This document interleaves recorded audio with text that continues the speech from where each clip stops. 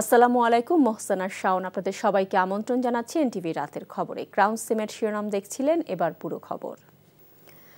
PR নাকি বিদ্যমান পদ্ধতিতে নির্বাচন, তার সিদ্ধান্ত রাজনৈতিকভাবে দলগুলোই নেবে বলে মন্তব্য করেছেন প্রধান উপদেষ্টার প্রেস সচিব শফিকুল আলম।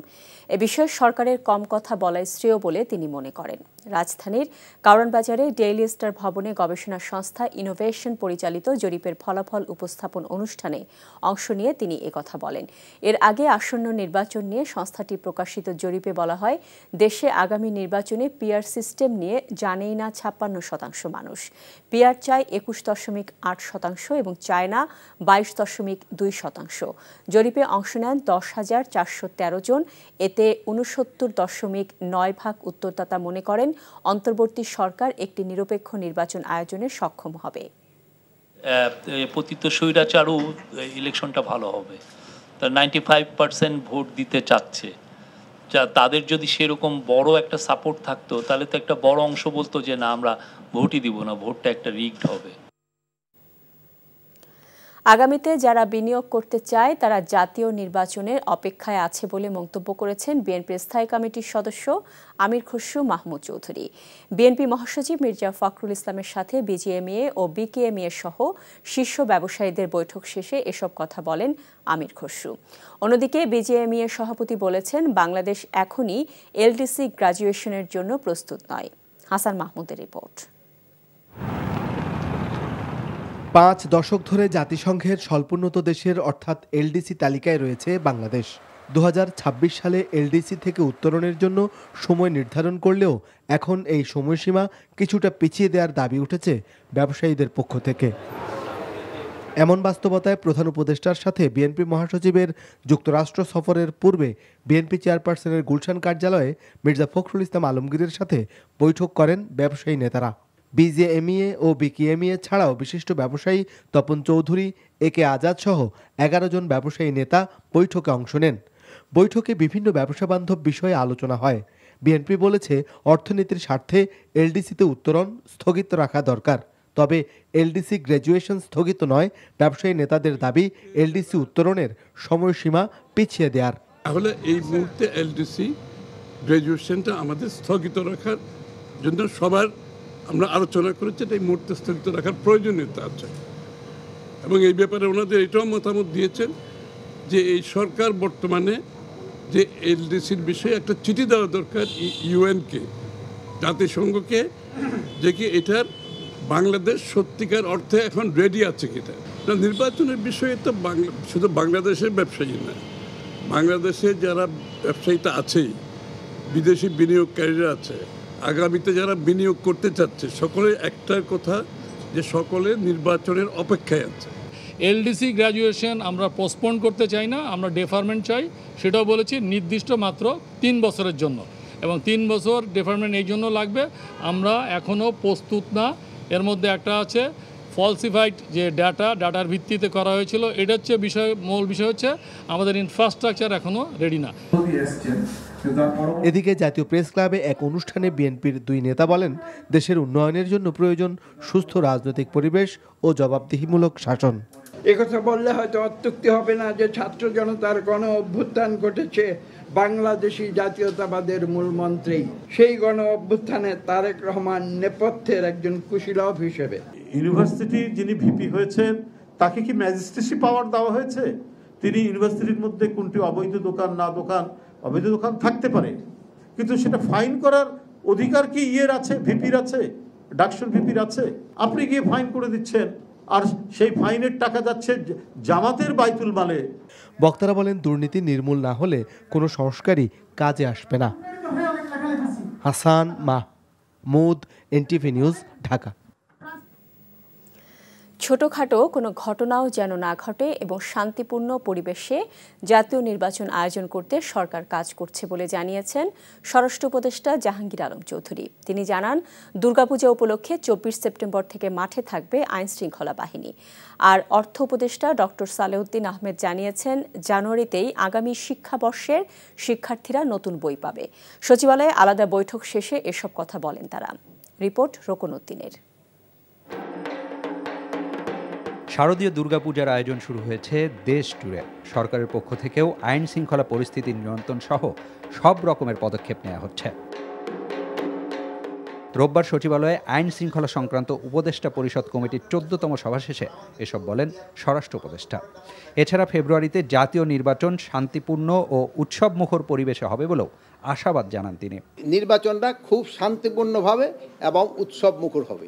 আপনি দেখবেন যে ইভেন ইউনিয়ন পরিষদের যেসব নির্বাচন উপর সেই সময় ছোটোখাটো দিয়ে একটা ঘটনা ঘটে, বাট আমরা চেষ্টা করতেছি যেন এই ছোটোখাটো ঘটনাগুলি না ঘটে। বাংলাদেশে সব জায়গার জন্যই এবার পূজা নির্বিঘ্নে হবে, কোনো জায়গায় কোনো ওরকম ঝুঁকিপূর্ণ নাই। পূজা কমিটিগুলি যে আছে, কোনো জায়গায় হয়তো ছোটোখাটো দিয়ে একটা ঘটনা ঘটতেছে, যেহেতু আমাদের আইন শৃঙ্খলা বাহিনী কিন্তু এখন পর্যন্ত ডিপ্লয় হয় না, এখন কিন্তু মেইন দায়িত্বটা কিন্তু ওনাদের এইগুলি দেখার।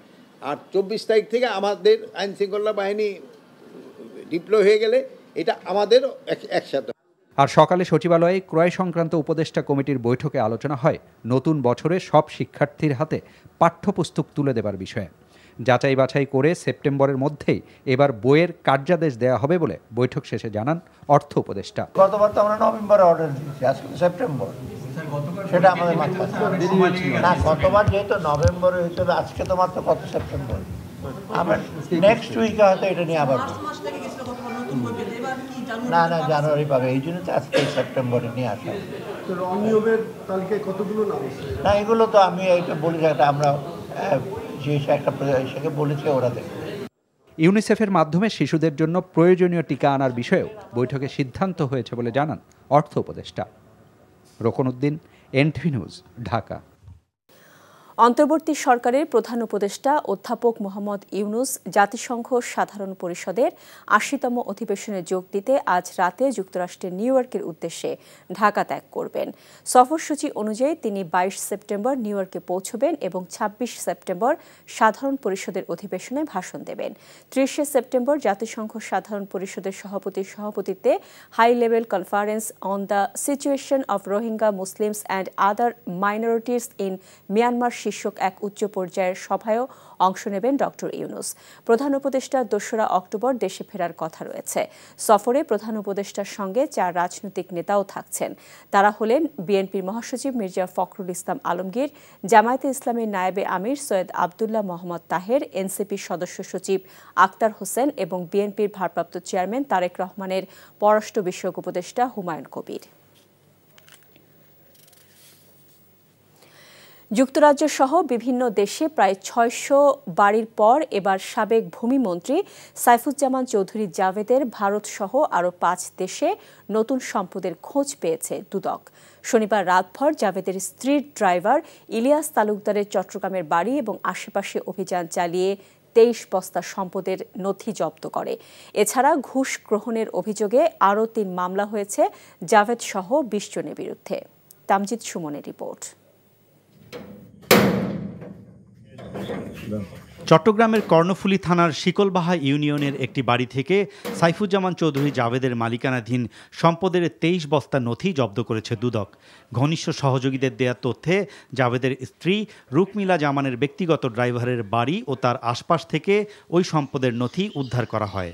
দুদক বলছে, বিদেশে থাকা ৫৮২টি বাড়িসহ সম্পদের বাইরে নতুন করে নথিতে ভারতসহ আরও ৪টি দেশে তার সম্পদের তথ্য পাওয়া গেছে। ইনভেন্টরিকৃত বিপুল আলামত প্রাথমিকভাবে পর্যালোচনায় দেখা যায় Bharat, Thailand, Malaysia, Philippine, Cambodia সম্পদ অর্জনের তথ্য পাওয়া গেছে। এছাড়া দেশে বিদেশে ক্রয়কৃত বাড়ির মালিকানা, ভাড়ার আয়, মেনটেন্যান্স ব্যয় বিভিন্ন তথ্য ডকুমেন্ট রয়েছে মর্মে দেখা যায়। এর মাঝেই বিদেশে থাকা জাভেদ ও তার স্ত্রী রুকমিলা জামানকে দেশে ফেরাতে ইন্টারপোলের দ্বারস্থ হচ্ছে সংস্থাটি। চট্টগ্রাম আদালত থেকে মিলেছে রেড নোটিশ জারির অনুমতি। জনাব সাইফুজ্জামান চৌধুরী ও তার স্ত্রী রুকমিলা জামানের বিরুদ্ধে তদন্তকারী কর্মকর্তার আবেদনের প্রেক্ষিতে 21/9/2025 খ্রিস্টাব্দ তারিখে বিজ্ঞ আদালত রেড নোটিশ জারির নিমিত্তে অনুমোদন প্রদান করেছে। এছাড়া ১২০ কোটি টাকা ঘুষ গ্রহণের অভিযোগে সাবেক ভূমিমন্ত্রী জাভেদ সহ ২০ জনের বিরুদ্ধে ৩টি মামলার অনুমোদন দিয়েছে commission. Tamjid Suman, NTV news, Dhaka. Bangladesh ব্যাংকের রিজার্ভ চুরির মামলায় ফিলিপাইনের আরসিবিসি ব্যাংকের $81 মিলিয়ন বাজেয়াপ্ত করেছে ঢাকার জ্যেষ্ঠ বিশেষ জজ আদালত। ফিলিপাইনের আদালত ইতিমধ্যে সংশ্লিষ্ট কর্মকর্তাদের দোষী সাব্যস্ত করে দেশটির কেন্দ্রীয় ব্যাংকে বড় অঙ্কের জরিমানা করেছে। শিগগিরই বাজেয়াপ্ত হওয়া পুরো $81 মিলিয়ন বাংলাদেশ সরকারের কোষাগারে ফেরত আসবে বলে জানিয়েছে সিআইডি। জুবায়ের প্রধানের রিপোর্ট। 2016 সালের 4 ফেব্রুয়ারি নিউ ইয়র্কের ফেডারেল রিজার্ভ ব্যাংকে থাকা বাংলাদেশ ব্যাংকের রিজার্ভ থেকে $10 কোটি 10 লাখ মার্কিন ডলার চুরি হয়। এর মধ্যে $2 কোটি মার্কিন ডলার ফেরত আসে শ্রীলঙ্কা থেকে। বাকি $8 কোটি 10 লাখ মার্কিন ডলার ফিলিপাইনের আরসিবিসি ব্যাংকের মাধ্যমে বিভিন্ন দেশের ক্যাসিনোতে ঢুকে যায় এবং ওনারা কেউই রেহাই পাবেন না। প্রায় 8.5 বছরের আইনি প্রক্রিয়া ও আন্তর্জাতিক সহযোগিতার পর অবশেষে আদালত এই অর্থ বাজেয়াপ্তের রায় দিল। এই অর্থ সুমুদে অর্থ বাংলাদেশে ফিরিয়ে আনার জন্য সমস্ত কার্যক্রমগুলো অব্যাহত থাকবে এবং সিআইডির স্মার্ট টিম অফিসাররা দীর্ঘ প্রচেষ্টার এবং আইনি লড়াইয়ের মাধ্যমের পরে এটি অর্জিত হয়েছে। এই ঘটনায় তদন্তে থাকা সিআইডি জানায় বাজেয়াপ্ত হওয়া অর্থ দ্রুত উদ্ধার করে বাংলাদেশ সরকারের কোষাগারে জমা হবে। তবে কোন প্রক্রিয়ায় এসব অর্থ উদ্ধার হবে এবং মানি লন্ডারিংয়ের সাথে কারা জড়িত এমন প্রশ্নের বিষয়ে কিছু জানায়নি সিআইডি। দেশে বিদেশে যেই সমস্ত ব্যক্তি বা প্রতিষ্ঠান জড়িত তাদেরকে চিহ্নিত করা এবং চিহ্নিত করার শেষে অতি দ্রুততার সাথে এই মামলার পুলিশ রিপোর্ট সাবমিট করা। বাংলাদেশ ব্যাংকের রিজার্ভ চুরির ঘটনায় দেশি বিদেশি যে চক্রই থাকুক কেউ রেহাই পাবে না বলেও জানায় সিআইডি প্রধান। জুবায়ের প্রধান, এনটিভি নিউজ, ঢাকা। দেশের শিশু কিশোরদের খেলার মাঠ অপ্রতুল উল্লেখ করে বিএনপির স্থায়ী কমিটির সদস্য সালাউদ্দিন আহমেদ বলেছেন, ক্ষমতায় গেলে তরুণদের জন্য সারা দেশে পর্যাপ্ত খেলার মাঠ তৈরি করবে বিএনপি। রাজধানীর যমুনা ফিউচার পার্কে প্রথম জাতীয় ও আন্তর্জাতিক কারাতে চ্যাম্পিয়নশিপের পুরস্কার প্রদান অনুষ্ঠানে তিনি একথা বলেন। শিশু কিশোরদের সুস্বাস্থ্য ও মানসিক বিকাশের জন্য উপজেলা পর্যায়ে পর্যাপ্ত জিমনেশিয়াম তৈরির পরিকল্পনা রয়েছে বলেও তিনি জানান। কারাতে প্রতিযোগিতায় বিশ্বের বিভিন্ন দেশের 75টি সংগঠন ও দেশের বিভিন্ন স্কুল, কলেজ ও বিশ্ববিদ্যালয়ে প্রায় 1.5 শতাধিক প্রতিযোগী অংশগ্রহণ করে। নভেম্বরে ইলেকট্রিক বাস আনার প্রস্তাব তুলে ধরে দ্রুত সংশ্লিষ্ট মন্ত্রণালয়কে তা বাস্তবায়নের তাগিদ দিয়েছেন পরিবেশ, বন ও জলবায়ু পরিবর্তন মন্ত্রণালয়ের উপদেষ্টা সৈয়দা রিজওয়ানা হাসান। দুপুরে রাজধানীর আগারগাঁওয়ে পরিবেশ অধিদপ্তরের তৃতীয় এনডিসি কর্মশালায় তিনি এসব কথা বলেন। জানান, এবারের এনডিসিতে তরুণদের সম্পৃক্ত করার নতুন উদ্যোগ নেওয়া হয়েছে। এ সময় বায়ু দূষণ কমাতে ইলেকট্রিক বাসের পরিকল্পনা বাস্তবায়নে মন্ত্রণালয়ের অক্টোবরের মধ্যে অ্যাকশন প্ল্যান দেওয়ার আহ্বান জানান তিনি। অতীতে অব্যবস্থাপনার কারণে বাংলাদেশ শিপিং কর্পোরেশন কাঙ্ক্ষিত মুনাফা করতে পারেনি। অন্তর্বর্তী সরকার দায়িত্ব নেয়ার পর পরিস্থিতি পরিবর্তিত হয়েছে। বাংলাদেশ শিপিং কর্পোরেশনের নিজস্ব অর্থায়নে প্রথমবারের মতো 2টি জাহাজ কেনা উপলক্ষে চুক্তি স্বাক্ষর অনুষ্ঠানে নৌপরিবহন উপদেষ্টা ডক্টর এম সাখাওয়াত হোসেন এসব কথা বলেন। চুক্তি স্বাক্ষর অনুষ্ঠানে জানানো হয়, বাংলার প্রগতি ও বাংলার নবযাত্রা নামের নতুন এই 2টি জাহাজ জ্বালানি সাশ্রয়ী এবং পরিবেশ বান্ধব। জাহাজ দুটি কেনায় খরচ হবে 935 কোটি টাকা। শিপিং কর্পোরেশনের বহরে জাহাজ দুটি যুক্ত হলে জাহাজের সংখ্যা 7 থেকে 9 উন্নীত হবে। পাশাপাশি প্রতি বছর অতিরিক্ত 150 কোটি টাকার বৈদেশিক মুদ্রা অর্জন করা সম্ভব হবে। ফায়ার সার্ভিসের নিয়োগে অনিয়মের অভিযোগ তুলেছেন চাকরি প্রত্যাশীরা। তাদের দাবি, 13 সেপ্টেম্বরের নিয়োগ পরীক্ষায় প্রশ্নপত্র ফাঁস সহ নানা অনিয়ম হয়েছে। জাতীয় প্রেসক্লাবের সামনে সংবাদ সম্মেলনে তারা অভিযোগ করেন, কিছু দুর্নীতিবাজ কর্মকর্তা টাকার বিনিময়ে চাকরি দিয়েছেন। তাদের দাবি, নতুন বাংলাদেশেও তারা দুর্নীতি এবং বৈষম্যের শিকার হচ্ছে। 3 দফা দাবিতে চাকরি প্রত্যাশীরা বলেন, বর্তমান নিয়োগ প্রক্রিয়া বাতিল, দুর্নীতির সঙ্গে জড়িতদের আইনের আওতায় আনা এবং মহাপরিচালকের অপসারণ নিশ্চিত করতে হবে।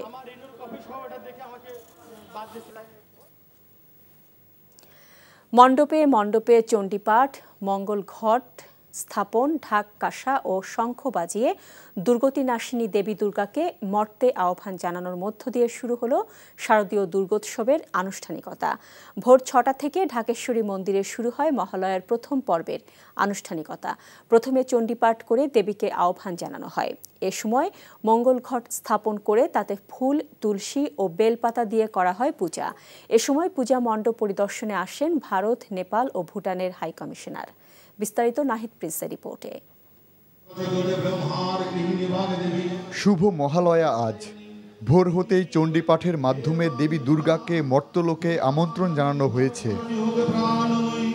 এ সময় আবেগাকুল ভক্তদের ভিড় দেখা যায় ঢাকেশ্বরী মন্দির প্রাঙ্গণে। হাতে প্রদীপ, মুখে মন্ত্র আর মনে আত্মশুদ্ধির আকাঙ্ক্ষা। দেবীর উদ্দেশ্যে প্রার্থনা করেছেন হাজার হাজার ভক্ত। আজকে আমরা আমাদের মৃত পূর্বপুরুষ যারা আছে তাদের উদ্দেশ্যে শ্রদ্ধা নিবেদন করি, অন্ন জল সহযোগে পিণ্ড প্রদান করি, মন্ত্র পাঠ করি, পূজা অর্চনা করি। তিনি অসুরদের বিনাশ করেছেন এবং স্বর্গের দেবদেবী এবং দেবতাদের অসুরদের হাত থেকে, নিপীড়ন থেকে মুক্ত করেছেন। একটু আগে এসেছি এবং শুভ মহালয়ার জন্য এসেছি। ভক্তরা বিশ্বাস করেন নিষ্ঠা ও প্রার্থনার মধ্য দিয়ে পাপমুক্তি ও আত্মশুদ্ধি লাভ করা সম্ভব। এই দিন আমরা সকাল থেকেই বীরেন্দ্রকৃষ্ণ ভদ্রের যে মহালয়া একদম অনেক প্রাচীন কাল থেকে চলে আসছে, আমরা চণ্ডী পাঠ করি। দেবী দুর্গা এবার আসছেন খুবই আনন্দের সাথে এবং সবকিছু পরিবেশটা খুব সুন্দরভাবে উদযাপিত হচ্ছে।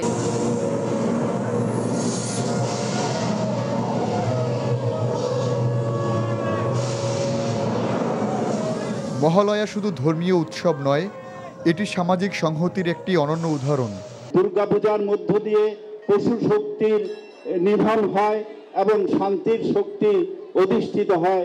এই শান্তি দুর্গাপূজার মাধ্যমে আমাদের আগামী দিনে পথ দেখাবে। সকালে পূজা মণ্ডপ পরিদর্শনে আসেন ভারত সহ 3 দেশের হাই কমিশনার। এ সময় বাংলাদেশের সাম্প্রদায়িক সম্প্রীতির প্রশংসা করেন তারা। will dispel darkness from our lives and will bring peace, harmony to all of us and give us the strength and wisdom to take us forward. Nahid Prince, NTV News, Dhaka.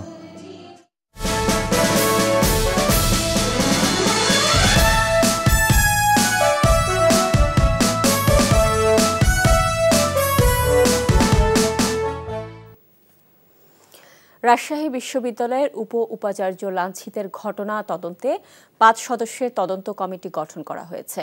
বিচার বিভাগীয় তদন্ত committee গঠনের সুপারিশ জরুরি syndicate সভায়। বিচার দাবিতে কাল থেকে কমপ্লিট শাটডাউনের ঘোষণা দিয়েছে বিশ্ববিদ্যালয় অফিসার্স সমিতি। তবে রাকসু নির্বাচনের আওতামুক্ত থাকবে। এদিকে হামলায় জড়িতদের দৃষ্টান্তমূলক শাস্তি না হওয়া পর্যন্ত সব ধরনের শিক্ষা কার্যক্রম থেকে বিরত থাকার ঘোষণা দিয়েছে জাতীয়তাবাদী শিক্ষক ফোরাম। রাজশাহী থেকে সমাজ সাজুর রিপোর্ট, ক্যামেরায় ছিলেন শরীফুজ্জামান রয়েল। রাকসু নির্বাচনে প্রচারণার শেষ সময় 23শে সেপ্টেম্বর। শেষ মুহূর্তে জনসংযোগে যখন সব প্রার্থী ব্যস্ত, তখন শনিবার রাতে পোষ্য কোটাকে ঘিরে অনাকাঙ্ক্ষিত পরিস্থিতি সৃষ্টি হয় ক্যাম্পাসে। আন্দোলনকারী কয়েকজন শিক্ষার্থীর হাতে লাঞ্ছিত হন একজন উপাচার্য। এর বিচার দাবিতে রবিবার কর্মবিরতি শুরু করেন শিক্ষক, কর্মকর্তা ও কর্মচারীরা। ফলে রাকসু নির্বাচন নিয়ে দেখা দিয়েছে অনিশ্চয়তা। শিক্ষার্থীদের মধ্যে তারা একটু সংখ্যা ভয় সৃষ্টি হচ্ছে যে আসলে এতদিন পরে রাকসু নির্বাচন হতে যাওয়া, এই নির্বাচন আসলে হবে কিনা। এখানে যারা ভোটাররা আছেন তারা কিন্তু এখন শঙ্কার মধ্যে আছেন। পোষ্য কোটা বা আবার আন্দোলন বা অস্থিতিশীল একটা ক্যাম্পাস, এই ধরনের দুশ্চিন্তাতে বেশি মগ্ন। হঠাৎ করে পোষ্য কোটা ইস্যুটাকে সামনে নিয়ে আসাই রাকসু বানচালের একটা ষড়যন্ত্র। তবে শিক্ষক কর্মকর্তারা বলছেন তাদের দাবির সাথে রাকসু নির্বাচনের কোনো সম্পর্ক নেই। যারা অ্যাকচুয়ালি এই ঘটনাটাকে এতদূর নিয়ে গেলেন, এটা তাদেরই পরিকল্পনা কিনা যে রাকসু নির্বাচনটাকে বানচাল করার ষড়যন্ত্র তারা করছেন কিনা, এটা নিয়ে এখন আমরাই সন্দেহ পোষণ করছি। প্রভিসি মহোদয় ছাত্রদের সাথে এত ভালো ব্যবহার, তাদের উপকার করে সব দিক দিয়ে, অথচ তার সাথে এত খারাপ ব্যবহার আমরা মেনে নিতে পারি না। প্রশাসন যদি আমাদের যৌক্তিক দাবির সঙ্গে আসেন বা বলেন যে আমরা আপনাদের এই দাবির প্রেক্ষিতে এই সিদ্ধান্ত নিলাম, আমরা তাৎক্ষণিক মিটিং করে আমাদের কর্মসূচি প্রত্যাহার। এদিকে অনাকাঙ্ক্ষিত পরিস্থিতি এড়াতে এবং দুর্গাপূজার ছুটিকে কেন্দ্র করে ক্যাম্পাস ছেড়েছেন অনেকেই। যারা রয়েছেন তারা চান ঘোষিত শিডিউল অনুযায়ী সম্পন্ন হোক রাকসু নির্বাচন। সবাই কিন্তু উৎসব মুখরভাবে প্রচারণা করতেছে এবং আমরা যারা ভোটাররা আছি আমরা কিন্তু উৎসব মুখরভাবে সবকিছু অ্যাকসেপ্ট করতেছি, আমাদের ভালো লাগতেছে। তো আমরা চাই মানে রাকসুটা যেন হয়, এটা সবাই প্রত্যাশা করতেছে, কেউ চাচ্ছে না যে কালকে ঝামেলার জন্য রাকসুর কোনো প্রভাব পড়ুক। রাকসু নির্বাচন শেষ পর্যন্ত শিডিউল অনুযায়ী 25শে সেপ্টেম্বর অনুষ্ঠিত হবে কিনা তা নির্ভর করছে এখন ক্যাম্পাস পরিস্থিতি কোন দিকে মোড় নেয় তার উপর। সম সাজু, এনটিভি নিউজ, রাজশাহী।